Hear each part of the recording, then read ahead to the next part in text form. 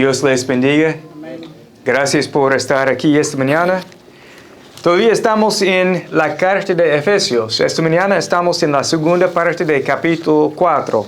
Vamos a empezar en un momento en versículo 17 y vamos a estudiar la segunda parte de este capítulo, del 17 al 32.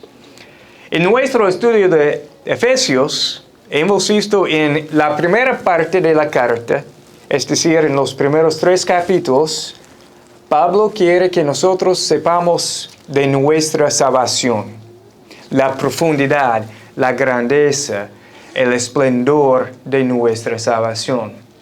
La segunda parte de la carta, es decir, capítulos 4, 5 y 6, es la aplicación de nuestra salvación en nuestra vida hoy en día. Es decir, que nuestra salvación, la grandeza, la profundidad de nuestra salvación hace una diferencia en nuestra vida. No solamente tenemos vida eterna en Cristo, y es la verdad, y gracias a Dios por la vida eterna que tenemos, pero en este momento tenemos una nueva vida. Como cristianos somos diferentes. Y nuestra salvación hace la diferencia en nuestra vida. El domingo pasado, de la primera parte del capítulo 4, yo dije que hay como 4 reflexiones de cómo vivir dignamente de nuestra salvación.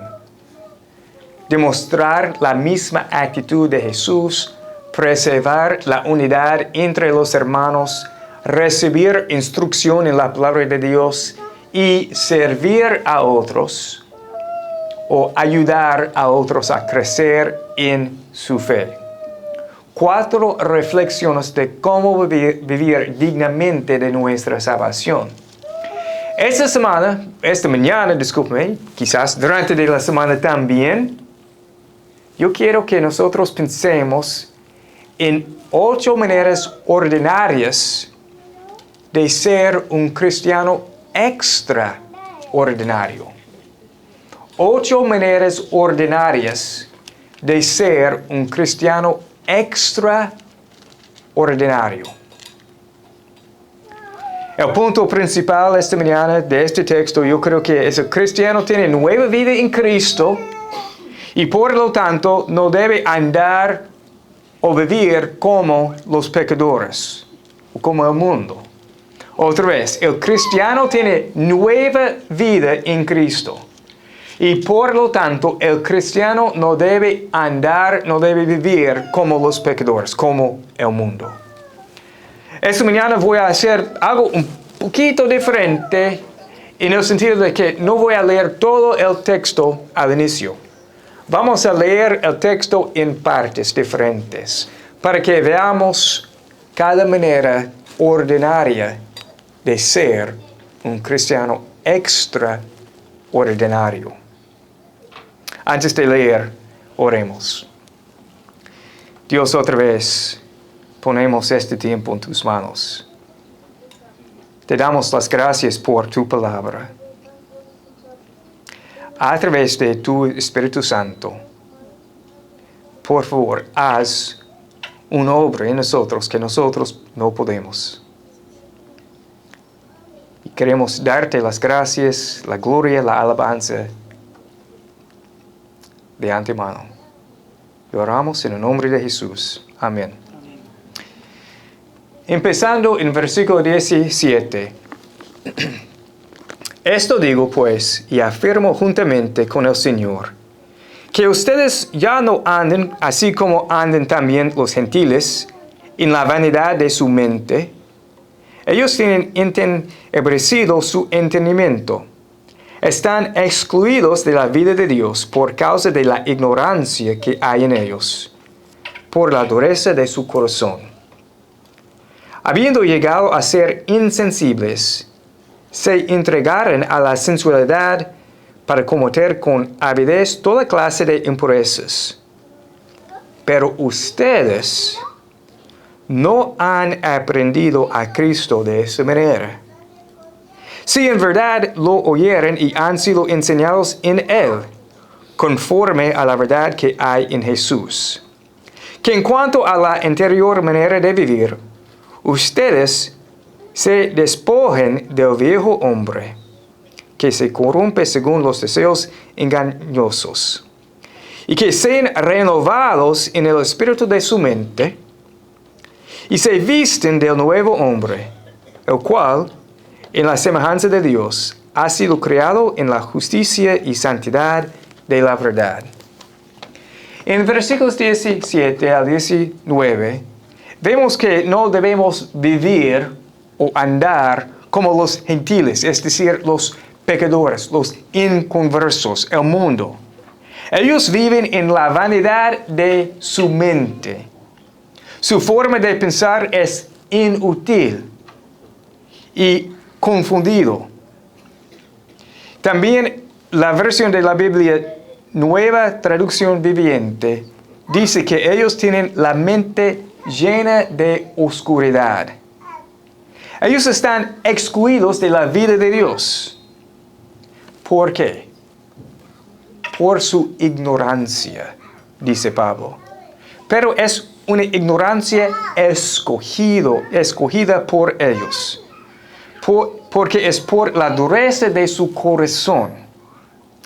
Ellos han decidido vivir en ignorancia. Es la decisión de ellos andar en ignorancia. Y porque ellos tienen corazones duros, ellos son insensibles y hacen lo que les dé placer sin restricciones morales. Solo hay que leer Romanos 1 para entender mejor sobre la condición del hombre. De hecho, sería bueno esta tarde en casa leer Romanos 1 para entender mejor, para ver mejor la condición del hombre aparte de Dios. Es por la dureza de nuestro corazón. Es por nuestra ignorancia. Sin embargo, por la gracia de Dios, el cristiano es diferente. Somos diferentes. El cristiano tiene una nueva vida. El cristiano ha oído de Cristo y ha sido enseñado en Cristo. Y esto es debido a la gracia de Dios solamente. El cristiano oye y aprende de Dios. Y por lo tanto, es importante predicar el Evangelio y enseñar la palabra de Dios. Porque el cristiano aprende a vivir en Cristo, andar en comunión con Él y obedecerlo a Él. Y por eso tenemos la gran comisión, ir y hacer discípulos de Cristo, enseñándoles a guardar todo. Necesitamos aprender. Necesitamos personas cristianos en nuestras vidas para enseñarnos cómo andar con el Señor, cómo vivir la nueva vida que tenemos en Cristo. Y por eso tenemos la palabra de Dios. Cada día queremos estar en la palabra de Dios. Cada día queremos aprender de la palabra de Dios. No es suficiente solamente escuchar la palabra de Dios los domingos. Es como comer. A mí me gusta comer. A mí me encanta comer. Y no solamente yo quiero comer los domingos, pero yo quiero comer cada día. Y más, yo quiero comer muchas veces cada día. La palabra de Dios es nuestro alimento, es nuestra comida. Queremos comer, disfrutar de la palabra de Dios cada día.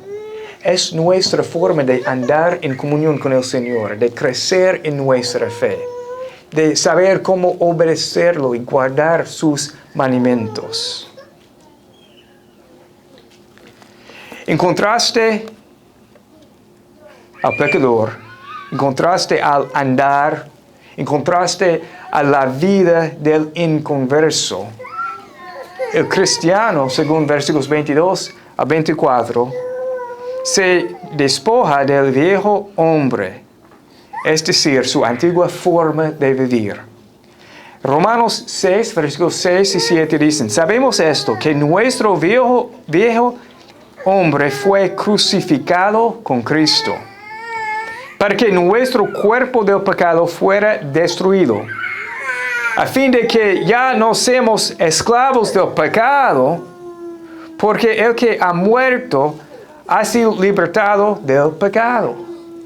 Es nuestra vida vieja, pero ahora tenemos nueva vida en Cristo. Pero también el cristiano es renovado en el espíritu de su mente. Es interesante la importancia de la mente, la importancia de pensar. Y no creo que el resto de la creación tenga esta capacidad de pensar, de escoger en este momento. Voy a pensar en esta cosa. Voy a pensar en esta cosa. Solamente creo que es la capacidad del humano. Porque Dios nos creó a su imagen. Somos diferentes. Pero nosotros necesitamos pensar correctamente. Necesitamos pensar bíblicamente. Es nuestra oportunidad, es nuestro privilegio escoger en lo que pensemos. Renovado en el espíritu de su mente. Romanos 12:2 dice, y no se adapten a este mundo, sino transfórmense mediante la renovación de su mente, para que verifiquen cuál es la voluntad de Dios, lo que es bueno y aceptable y perfecto. También 1 de Pedro 1:13, por tanto, preparen su entendimiento por la acción. Una versión en inglés dice, preparen su mente para la acción. Como cristianos es importante renovar nuestra mente. Es importante escoger en lo que pensamos bíblicamente y correctamente. Entonces, el cristiano es renovado en el espíritu de su mente. También el cristiano se viste del nuevo hombre, el cual ha sido creado en la justicia y santidad de la verdad, en la semejanza de Dios. Suena similar a Génesis 1:27. Y Dios dijo, hagamos al hombre a nuestra imagen, conforme a nuestra semejanza. Entonces, en Cristo, en nuestra salvación, tenemos nueva vida. Y fue el propósito de Dios en la creación. A su imagen, la semejanza de Dios. Se viste del nuevo hombre. Entonces, de este texto, vemos que el cristiano es diferente del mundo. Y por la grandeza, por la profundidad de nuestra salvación, nosotros debemos vivir de una manera diferente. Entonces, ahora, 8 maneras ordinarias de ser un cristiano extraordinario. Pero antes, un comentario. Es interesante que los verbos que vamos a leer son en una forma de mandamientos. Es decir, la verdad es que estas cosas no son opcionales para el cristiano. Es nuestro deber. Número 1. Versículo 25. Hablar la verdad. Hablar la verdad. Por tanto, dejando a un lado la falsedad, hablen verdad cada cual con su prójimo, porque somos miembros los unos de los otros. Según versículo 14 de este capítulo, al hablar la verdad en amor, vamos a crecer espiritualmente.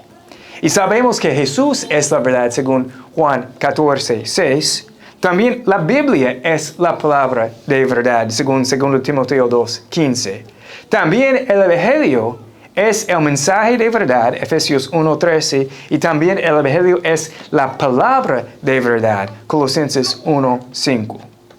Entonces, cuando nosotros hablamos de Cristo, cuando nosotros hablamos de la Biblia, cuando compartimos el Evangelio, hablamos la verdad.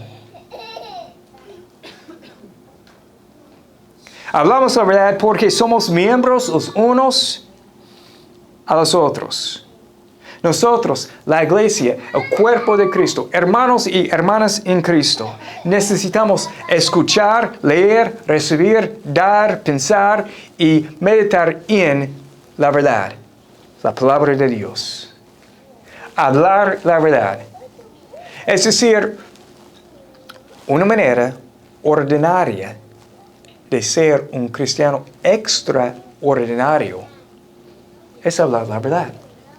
Hablar de Jesús, de la palabra, del Evangelio. Y no creo que esté en este texto, pero yo creo que es importante decir algo más. Muchas veces es necesario que nosotros nos hablemos a nosotros mismos la verdad. Otra vez en versículo 23. Que sean renovados en el espíritu de su mente. La verdad es que en nuestras vidas hay muchas voces. Hay muchas personas, muchas cosas que nos hablan. Escuchamos varias cosas equivocadas, incorrectas, malas. Entonces, aún en la mente, es bastante fácil levantarse en la mañana, empezando a pensar en cosas malas. Quizás no en algo que es pecado, pero no es la verdad. No es según la palabra de Dios. No es según el Evangelio. No es según la gracia de Dios. Y por eso es importante hablar la verdad a nosotros mismos. Es decir, ok, esta mañana yo no voy a escucharme, sino yo voy a hablarme la verdad según lo que dice la palabra de Dios. Yo tomo la decisión en este momento al levantarme. Voy a enfocarme en la verdad. Me hablo la verdad. Hablar la verdad. Versículos 26 y 27. Enojarse, pero sin pecado. Enojarse, pero sin pecado. Versículo 26. Enójense, pero no pequen. No se ponga el sol sobre su enojo, ni den oportunidad al diablo. Hay enojo justo. Un ejemplo es que al pensar en la rebelión de Israel en Deuteronomio 9, Moisés dijo en versículo 8, el Señor se enojó tanto contra ustedes que estuvo a punto de destruirlos. Entonces, hay un enojo justo y recto. Al mismo tiempo, para nosotros hay enojo pecaminoso. En Génesis capítulo 4, por ejemplo, Caín se enojó contra Dios y contra su hermano. En Lucas capítulo 15, el hijo mayor se enojó porque su padre perdonó a su hermano menor. Un enojo pecaminoso. Y la verdad, para nosotros debemos confesar que la mayoría de las veces nos enojamos en el momento equivocado y por la razón equivocada. Pero Dios siempre se enoja en el momento correcto y por la razón correcta, porque Él es Dios. Él es perfecto. Él es santo. Y cuando nosotros nos enojamos de una manera pecaminosa, damos oportunidad al diablo. Y es importante recordar que Él quiere destruirnos. Y no queremos dar una oportunidad al diablo en nuestra vida. Entonces, hay enojo justo, pero también hay enojo pecaminoso. Y por eso Pablo dice, enojarse, pero sin pecado.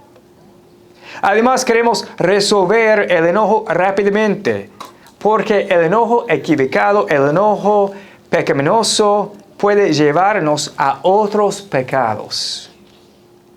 Proverbios 14:17 dice, el hombre pronto a la ira obra neciamente. Proverbios 14:29 dice, el lento para la ira tiene gran prudencia. Proverbios 16, versículo 32 dice, mejor es el lento para la ira que el poderoso. Entonces, otra vez, una manera ordinaria para ser un cristiano extraordinario es enojarse, pero sin pecado. Número 3. Según versículo 28, discúlpeme. Hacer trabajo que es bueno y digno. Hacer trabajo que es digno y bueno. Versículo 28. El que roba, no robe más, sino más bien que trabaje, haciendo con sus manos lo que es bueno, a fin de que tenga que compartir con el que tiene necesidad. Pablo dice, el que roba, no robe más. Yo sé que hasta un punto cada uno de nosotros somos ladrones. Hemos robado de una forma u otra. Pero es probable que no haya ladrón como profesional entre nosotros esta mañana. Espero que no sé exactamente, pero espero que no haya ladrón profesional entre nosotros. Pero también sabemos que hay varias formas de robar. Por ejemplo, y vamos a enfocarnos en los cristianos por un momento. El cristiano no roba al empleado en cuanto al tiempo, al esfuerzo y la actitud. Yo pienso en el trabajo. Uno debe trabajar, digamos, 8 horas. Pero es posible decir, bueno, yo trabajé 7:30. Es suficiente. Es una forma de robar. Porque la responsabilidad es 8 horas. El estudiante, por ejemplo, no debería usar inteligencia artificial para hacer su tarea. Es un gran problema hoy en día. Porque con la inteligencia artificial es posible que la computadora, el programa, no sé mis palabras técnicas bien, pero que una aplicación puede escribir todo un documento, toda la tarea, y el estudiante no hace nada. Es una forma de robar. El predicador no debería plagiar. Hace muchos años, cuando todavía estuvimos en los Estados Unidos, yo escuché un predicador y él predicó una buena predicación.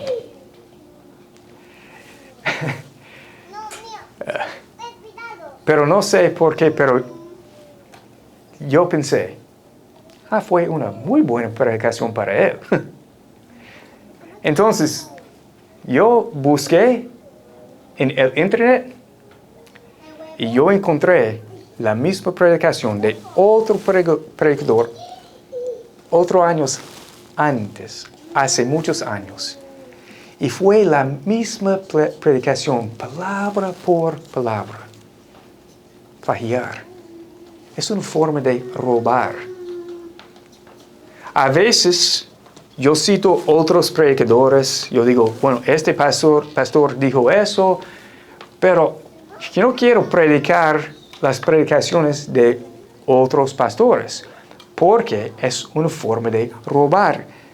En lugar, Pablo dice, hacer trabajo que es bueno y digno. Colosenses 3:23 dice, todo lo que hagan, háganlo de corazón, como para el Señor y no para los hombres. Todo trabajo que no le haga a usted pecar o vaya en contra de su conciencia tiene valor y puede ser para la gloria de Dios. Todo trabajo. Otra vez, escúcheme bien.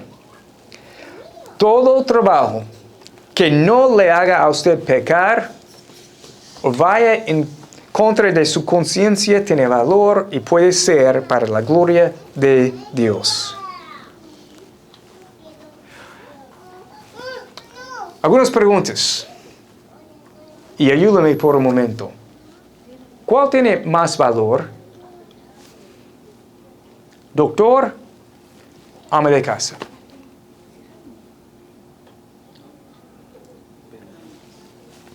Ambos. ¿Cuál tiene más valor? ¿Basurero? ¿Abogado? Ambos. ¿Predicador? Maestro. Ambos. Trabajo es un don de Dios. Cada trabajo, cada profesión puede ser digno en los ojos de Dios. Entonces, su trabajo, su profesión tiene valor.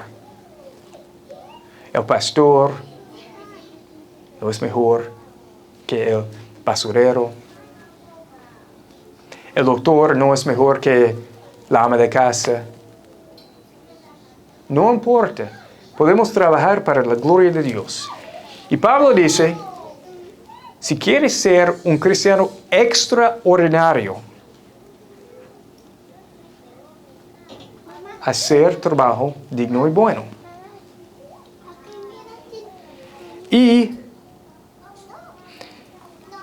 en contraste a los pecadores que solo hacen cosas para satisfacer sus sensualidades, en los Estados Unidos decimos perseguir al sueño americano. El cristiano trabaja para compartir con el que tiene necesidad. Entonces vemos un contraste entre los pecadores, el mundo y el cristiano. Trabajamos no para ganar más y más y más. Trabajamos para suplir las necesidades de nuestra familia, de nuestras propias vidas y también para compartir cuando un hermano tiene necesidad. Hacer trabajo que es bueno y digno. Número 4. No hablar palabras malas. Versículo 29. No salga de la boca de ustedes ninguna palabra mala. La idea es no hablar palabras malvadas o corrompidas. No hablar palabras con la intención de dañar o destruir. Algunas buenas preguntas que se puede hacerse a sí mismo. Una pregunta, ¿cuál es la intención de mi corazón? ¿Por qué yo quiero decir esta cosa? Al decir algo, ¿qué quiere lograr? ¿Cuál será el resultado de mis palabras? Pensar antes de hablar. Dios nos dio 2 oídos y 1 boca. Es mejor escuchar que hablar a veces. No hablar palabras malas. Pero número 5, solo hablar palabras que edifiquen. La segunda parte del versículo 29. Sino solo la que sea buena para edificación, según la necesidad del momento, para que imparte gracia a los que escuchen. Hablar para edificar, para construir, para animar, para ayudar. Hablar para edificar a sus hermanos. No hablar palabras malas pero hablar palabras buenas para la edificación, para animar. También Pablo dice, según la necesidad del momento. Esto no es la adulación como alabanza falsa. No es decir algo que no es la verdad. No es solamente para impresionar, pero para edificar, para animar. Yo pienso en Hechos capítulo 18, el ejemplo de Priscila y Aquila. Ellos llevaron aparte a Apolos y la explicaron a él con mayor exactitud el camino de Dios. Ellos no explicaron a Apolos correctamente, con más exactitud, el camino de Dios delante de todos. Llevaron aparte. Mira, Apolos, queremos ayudarte. Queremos explicarte mejor, con más exactitud, el camino de Dios. Pero en el momento correcto. Y la razón de hablar de una manera que es buena para la edificación es para la cosa dicha imparte gracia a los que escuchen. Siempre queremos impartir gracia. Si yo digo esta cosa, voy a destruir con mis palabras. O voy a edificar, voy a impartir gracia. Solo hablar palabras que edifiquen. Otra buena pregunta. Si yo digo esto, va a edificar a mis hermanos y a impartir gracia. Si yo quiero decir a Maxwell algo, antes de decirlo, yo puedo pensar,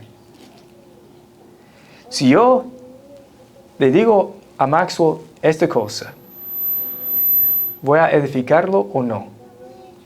Y si la respuesta es sí, dígalo. Si la respuesta es no, guardar silencio. Es mejor no decir nada. Y si la respuesta es, no estoy seguro, esperar y no decir nada por el momento. No sé si lo que voy a decir va a edificar o destruir, dañar. Entonces, es mejor esperar, orar, pensar más. Porque siempre yo quiero edificar a mis hermanos. No quiero destruir, dañar a mis hermanos. Número 6. No entristecer al Espíritu Santo. Versículo 30. Y no entristezcan al Espíritu Santo de Dios, por el cual fueron sellados para el día de la redención. ¿Qué significa esta declaración? Génesis 6 dice, el Señor sintió tristeza en su corazón. ¿Por qué? Porque la maldad de los hombres era mucha, y porque toda intención de los pensamientos de su corazón era solo hacer siempre el mal. Dios sintió tristeza en su corazón por los pecados del hombre. Y cuando usted se queda en el pecado, cuando usted guarda el pecado en su vida, es una forma de entristecer al Espíritu Santo. Y por el contexto en particular, ciertamente los cristianos entristecen al Espíritu Santo cuando los cristianos utilizan sus palabras para dañar o destruir en lugar de edificar.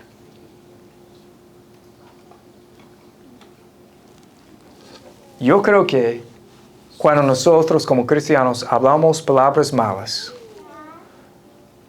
cuando no hablamos palabras para edificar, para animar, para ayudar a nuestros hermanos, entristecemos al Espíritu Santo.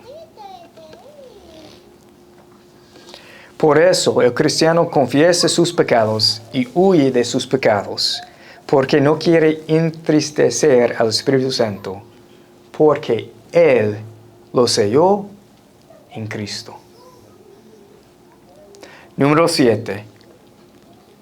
Quitar toda la hostilidad o toda la mala disposición contra los demás. Versículo 31. Sea quitada de ustedes de toda amargura, enojo, ira, gritos, insultos, así como toda malicia. Amargura, actitudes de resentimiento. Es como si uno diera lugar para el crecimiento del odio en su corazón. Enojo. El enojo pecaminoso que crece como un tumor en su corazón. Ese es el tipo de enojo que le ha dado al diablo una oportunidad en su vida. Ira. Por supuesto, sabemos la ira de Dios es justa y recta. Pero para nosotros la idea es que la ira es enojo pecaminoso con el fin de destruir. Gritos. Yo pienso en alguien que quiere dominar o intimidar usando una voz fuerte. Alguien sin control propio. Es como una persona que piensa que puede dominar a otra persona por una voz fuerte. Que quiere gritar. Insultos, calumnias, difamaciones, ataques con la intención de hacer quedar mal a alguien, quizás aún mentiras. Malicia. Malicia es maldad pura. Es algo perverso. Es el deseo fuerte de causar daño solamente para hacerlo. Maldad pura. Y Pablo dice, sea quitada de ustedes toda. Quitar toda la hostilidad, quitar toda la mala disposición contra los demás. Y número 8. Mostrar a los demás compasión. Mostrar a los demás compasión. Versículo 32. Sean más bien amables unos con otros, misericordiosos, perdonándose unos a otros, así como también Dios los perdonó en Cristo. Ser amable, ser misericordioso, perdonar a los demás. ¿Cómo? Así como también Dios lo perdonó a usted en Cristo. Al pensar en el perdón que hemos recibido en Cristo, solo tiene razón que los cristianos se deben perdonar los unos a los otros. El perdón no es excusar, no es fingir que no hay pecado, pero es perdonar, porque hemos recibido el perdón de Dios. Mostrar a los demás compasión. Entonces, de este texto yo he compartido con ustedes 8 maneras ordinarias de ser un cristiano extraordinario. Estas maneras no son nuevas, pero han resistido el paso o la prueba del tiempo. Porque estas maneras reflejan el carácter de Dios. Y por la gracia de Dios y para la gloria de Dios, que nosotros seamos cristianos extraordinarios en los ojos de Dios. Creo que ustedes quieren lo mismo en sus vidas. Y una cosa más. Ser un cristiano extraordinario no significa ser un cristiano bien conocido, un cristiano famoso, pero uno que, redimido por Dios, refleja la imagen de Dios. Recordemos las palabras del versículo 24. Se visten del nuevo hombre, el cual, en la semejanza de Dios, ha sido creado en la justicia y santidad de la verdad. En los ojos de Dios es posible que nosotros seamos cristianos extraordinarios, solamente al hacer cosas bien ordinarias. Oremos. Dios Padre, gracias por tu palabra otra vez. Por favor, toma esta predicación, toma este texto y usarlo en nuestras vidas mejor que yo puedo. Gracias por tu Espíritu Santo que obra en nosotros.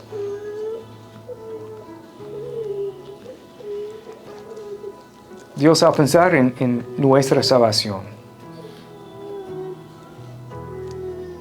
somos criaturas nuevas, tenemos nueva vida en Cristo.